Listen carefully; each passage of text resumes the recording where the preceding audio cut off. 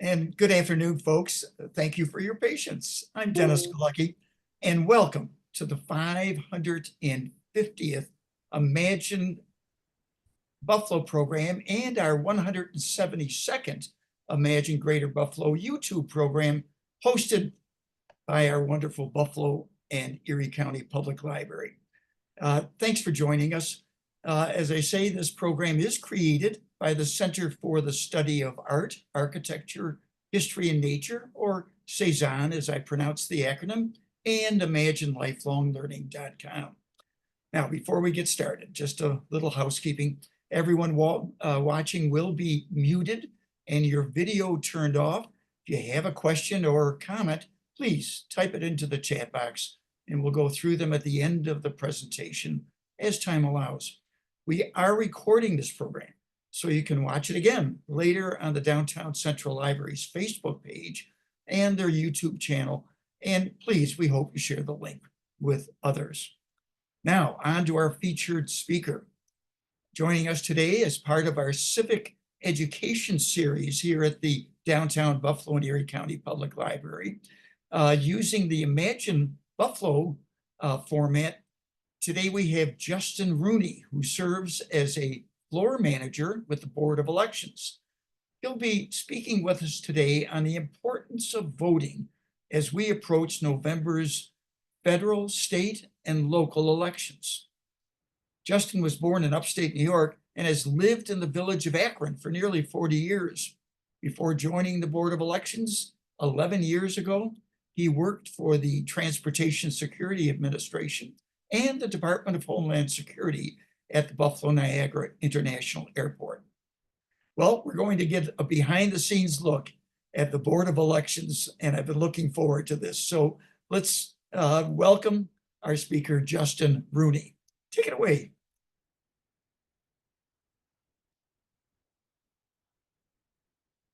Whoops.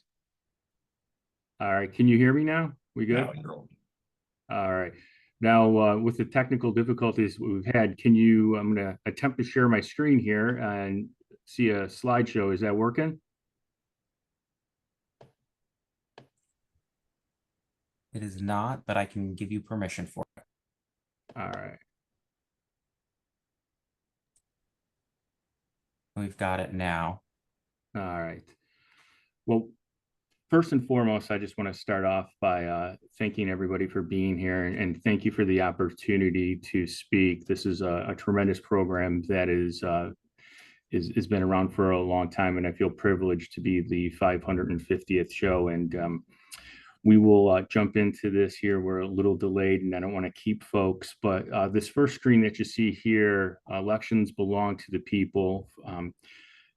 Can't be said any better. President Abraham Lincoln stated that, and nothing could be more true. We are our own democracy, and going forward, that is something that this young nation, in the grand scheme of things, is still going through. Now, here at the Board of Elections, we oversee most elections in Erie County. What that means is federal, state, local, some villages, but all elections that take place in Erie County, whether it's a school board, a village that we don't oversee, a fire district, a sewer district, or any union election that comes up, they use our materials, whether that's our voting machines, our data, or our expertise. We always offer a bipartisan team to assist in managing those types of elections that come up. So we are able to assist them in anything that comes up, whether it's a paper jam or a voter shows up and they're not in the rolls, and we assist them.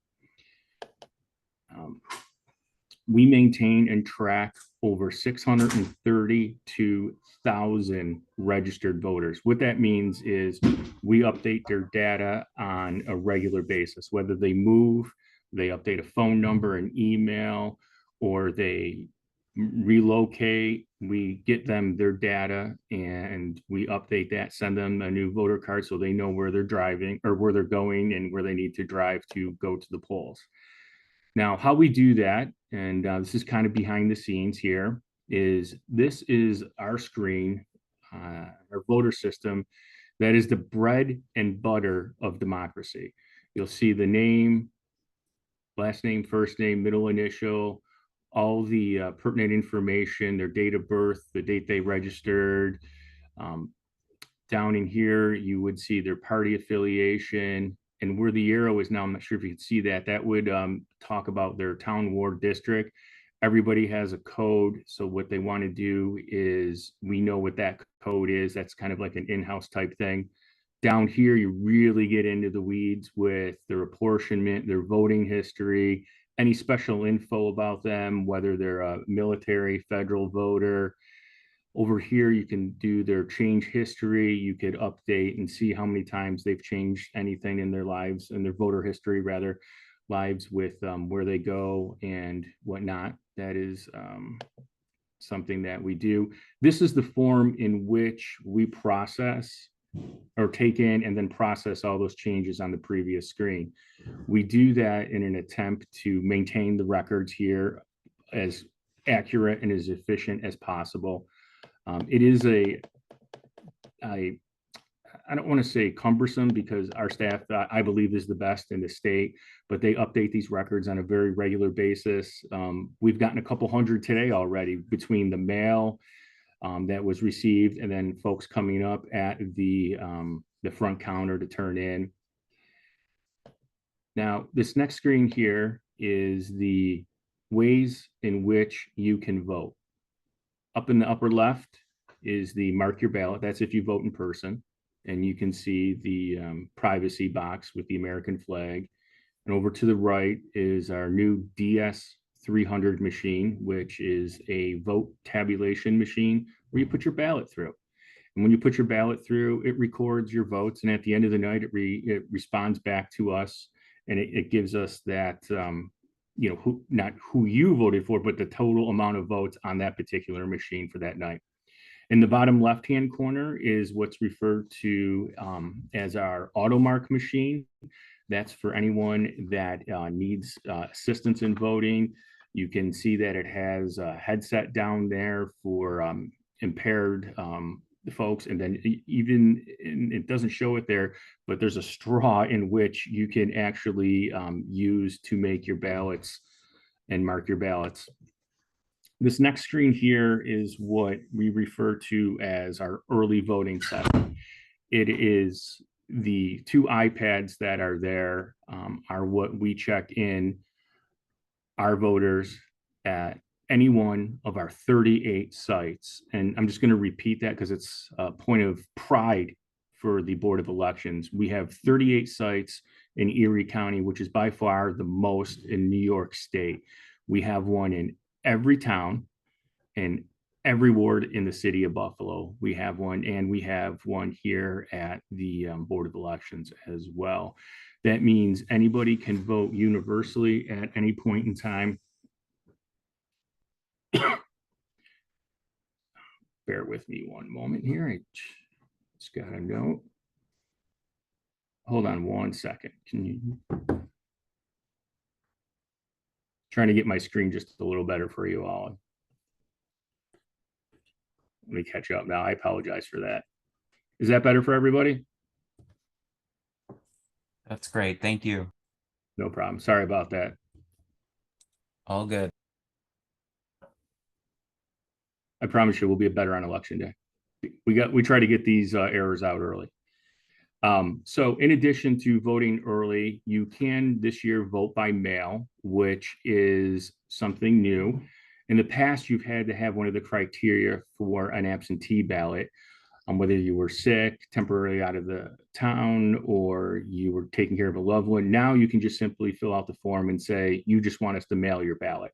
And we can get that into you this year. It is something that quite a number of people are taking into consideration and taking advantage of. I personally think it's a good thing. It does allow more people to vote, and we've gotten a lot of phone calls at the Board of Elections here about that. Switching gears to inspectors.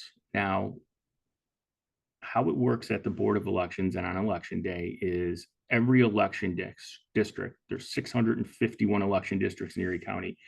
In each district, you have to have 2 Democrats and 2 Republicans to oversee everything, because we are a bipartisan board. That means we have to train thousands of inspectors to be able to accurately deploy the election and make the election work. People get sick, and so we have to have a lot of backups as well. These folks are what keep democracy working. They are the true patriots on election day. We couldn't do what we do without these individuals. They work from 5:30 in the morning until 9:30 at night, and they get a handful of breaks. They deal with the public. They answer questions. They are just outstanding. And if you're seeing this and you want to become one of those, in my opinion, election day heroes, please visit our website at elections.erie.gov, and we could get you on the path to doing that. Lots of things that take place in elections, people will say, well, why is this saying this on Facebook or this on this Facebook? There's a lot of misinformation going around, and we would encourage you to only go to our site. Our site, elections.erie.gov, has all the real information. We've had instances around the country where people will call in or say on Twitter that a site's down, and it's not really down. We don't know why that is, and you know how things spread, and we don't want to do that. The Board of Elections and our official social media accounts are where you get the true facts. Now, after the election, people sometimes ask, do you guys really count everything? And we do. In each one of the 651 districts, we account for every ballot. A bipartisan team sits down, sees how many ballots were distributed in absentee, early voting, affidavits, and on election day. And we have to add them all up and see who won that particular district and sign off on that as a bipartisan team. And then we combine all those into the final canvas, which the commissioners sign off on. Now, if we're missing a ballot, for instance, something comes up and there's 100 ballots out, but there's only 99 votes in a particular race, we will go look for that ballot to see if it was spoiled or if it was put in an emergency bin. And, every now and then we do have an instance where we have to do that, but we account for every ballot. And the importance of voting is very simple. It's a lot of people fought for the right for us to have a democracy. We're still a young democracy. We're still in its infancy, 200 plus years going strong. Just a while ago, we had candidates in a race in Depew that were tied. And with a low turnout, that can happen, or a high turnout. But when people say, does my vote really count? Yes, we count it. But does it really count? Yes. We had to have a second election for that particular seat. And there's been elections throughout Erie County, countywide, that have been separated by only a handful of votes in some of the particular districts that we've had. Now, why is it important to vote? Well, it decides everything. It decides your sales tax. It decides who represents you. If you look on the screen now, the representatives from the town board in Orchard Park all the way up to governor had a say in the stadium. The Orchard Park community now is going through rezoning. The legislatures gave some money and some incentives, and so did the state, all the way up. If you see over on the next slide here is the city hall. All the rules and laws and plowing and garbage pickup for the city goes through City Hall. At our federal level, whether we're giving aid to a country or talking about some type of legislation at the federal level, our votes all count and go towards that. And I always like to say, as a former elected official, everything comes back to local, and it's always potholes. And your local village and town boards, that's who decide those types of things on those roads as well. And if it's a county road, then you call your county legislature. If it's a state road, you call your state senator or your state assembly member as well. Again, our website is elections.erie.gov. And we're here 9 to 5 Monday through Friday. Our social media is on there as well. We do what we do on a regular basis. We're not just busy during election season. We are busy year-round, updating our records, constantly training our folks, and encouraging people to vote. One of the big things we've been doing here is outreach. We've been to college campuses, we've been to nursing homes, we've been to senior centers, we've been to community groups, trying to get people registered at their proper location and get them into a position to vote, because everyone wins with a high turnout, with voter participation. It is everything that we need to do to have this functioning democracy that we have. That is the abbreviated version. Kind of cut it down there so we could get everything in. And I'm available for any questions and anything that anyone has. Well, Justin, thank you very much for giving us that behind the scenes look. In many ways, shining lights on government is always a good thing. And it's the last few election cycles seems to have helped the American voters want to see more and understand more, and in some cases even challenge more the results of elections. I don't get that sense of controversy here as much as I hear about it in other states and other counties. Why do you think that is?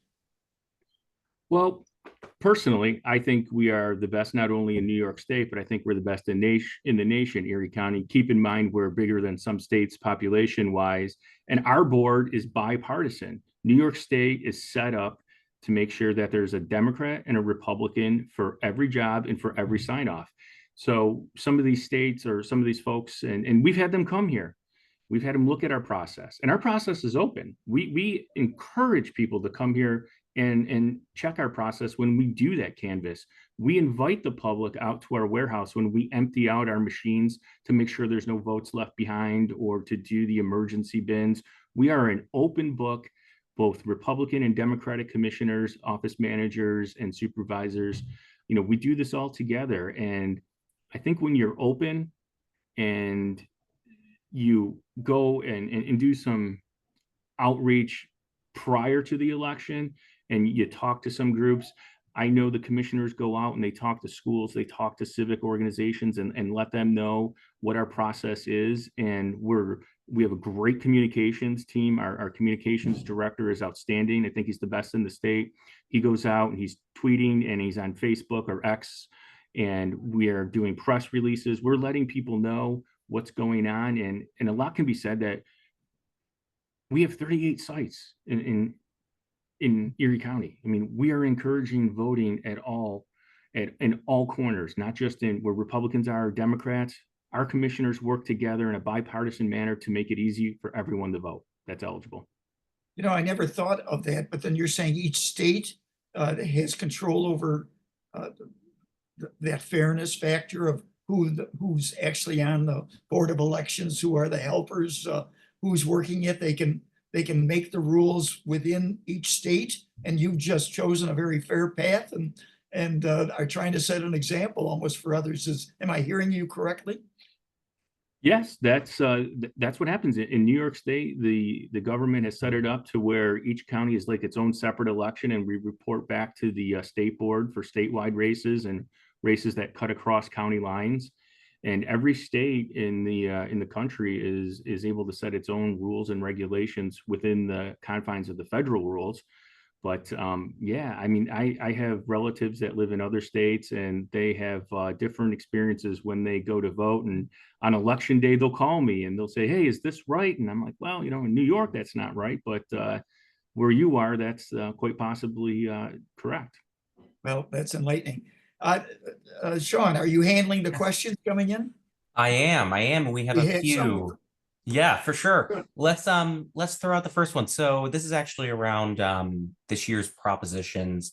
Um and the question is basically, would you be able to provide more additional information regarding proposals on your website? Maybe you can do it in person today since we're all on this call, but a little bit more information on Proposition 1 and that wording. Well, the wording comes down from the state. We are not allowed to change that wording at all. That wording is what is agreed to, and it'll be the same on every ballot in all 60 plus counties in New York State. Basically, what that proposition is stating is you vote yes if you agree with what is stated, and no if you don't agree with it. We will be having some stuff online. The propositions will be online, so you could see those if you go to our website and you can type in your ballot and you'll see where the actual layout is on the ballot. We don't have anything this year on the back of the ballot. Everything's on the front. We are able to do that because our staff here is tremendous on fitting everything onto the one side of the ballot. Even if in the city of Buffalo, where you have school board races this year, everything's on the front. We do encourage you to, if you can't get enough information on it from our website, there are other sites out there like the state board election site has some more detailed stuff on there as well. We don't, as the state props, we don't encourage people on yes or no, but we can though give more info on our website. Yes. Sounds good. Then a next question, how long after election day does it typically take to count votes? Well, the votes start getting counted at about 8 o'clock at night. We download the early voting and the absentee information that was received up until a certain point. And those numbers don't become public until 9 p.m., between 9 p.m. and like 9:30. And then what happens is in the city of Buffalo, the inspectors drive the results back to us. We have a tremendous staff outside that takes those chips and we put them into our program software. And then the places outside the city of Buffalo, they're actually rendezvous points throughout the county where we collect the chips and then send them back here. So you get results pretty soon, within about an hour after election day. Those numbers are known. Now, traditionally, we had to wait until somebody from, say, Newstead or Sardinia drove those chips back. Now we have a program in place that does that quicker. And also, we weren't allowed to count absentees until a few weeks after the election. Now the laws change where we can get you the public that information pretty quick. And what's important about that is, so you have candidate A and candidate B running against each other, and candidate A has a very aggressive absentee program, and they get 3/4 of the absentees, and candidate B was winning on election night, but when the absentees come in, candidate A goes above. Now you know that right away, so there's no waiting and there's no, well, what happened in the 2 weeks? About 2 weeks after the election is when the certification process is due. What happens is that's when we start that process of going district by district, and that usually takes us just a couple of days, and the public can come in and watch that. So about 2 weeks after the election is when it is officially certified, but we pretty much know everything on election night, unless a race is close, of course. Gotcha. And we have another question here. It's on key dates, but I'd like to end with that question. I can actually ask one myself. In terms of folks being involved in democracy, and involved in the elections process, volunteering, if folks are hesitant about it or nervous about it, what would you tell them? Like what's special about taking part in that Well, you're as a part poll of worker? you're part of a team. If you want to become a poll worker, you're part of us. You're part of a family. We keep our poll workers updated quarterly with emails. I know during the pandemic, we were all at home and scared. We called every one of our poll workers to make sure they were okay. You're part of something.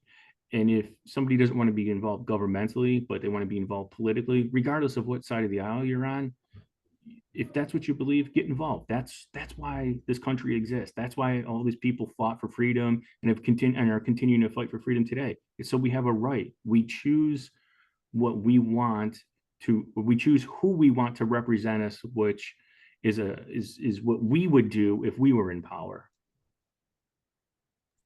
It's great and wise words.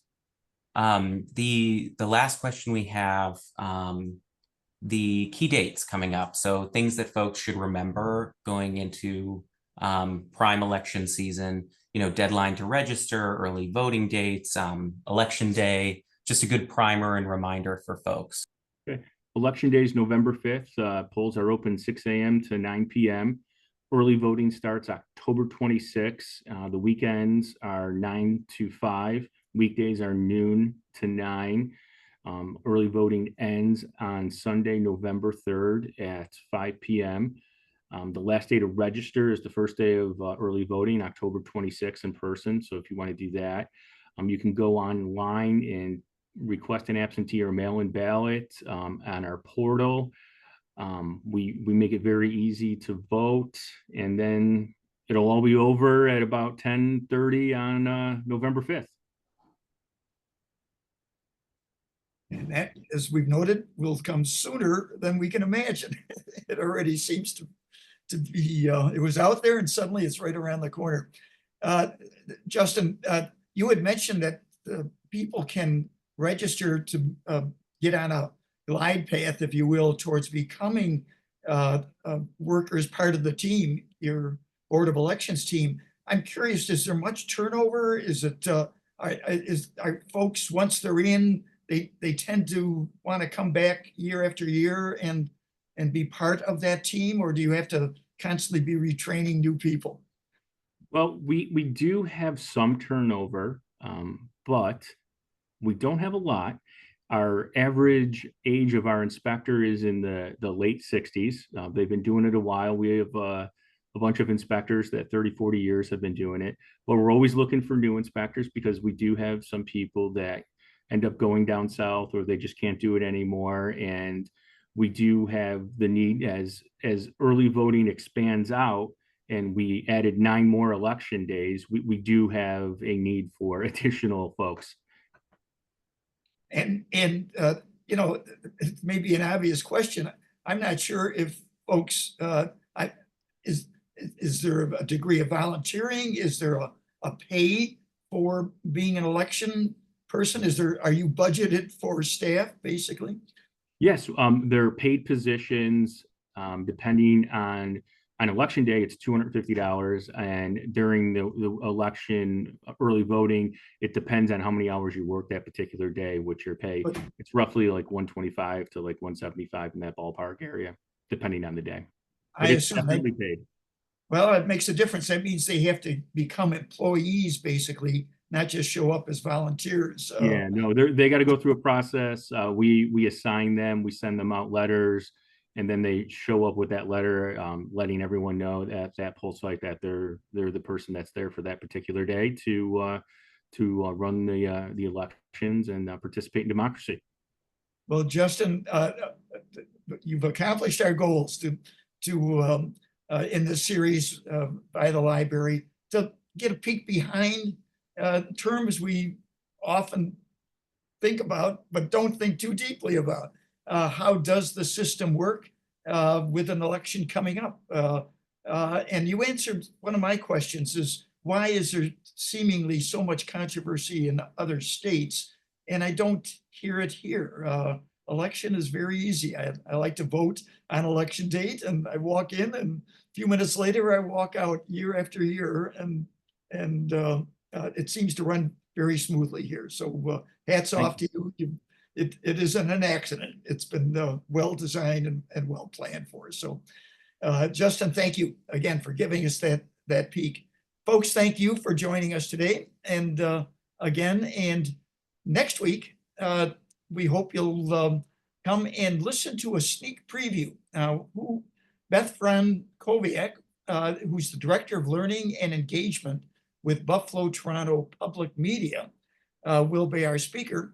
And she'll be sharing a preview, if you will, to the Leonardo da Vinci's new 2-part 4-hour documentary directed by Ken Burns and Sarah Burns and David McMahon.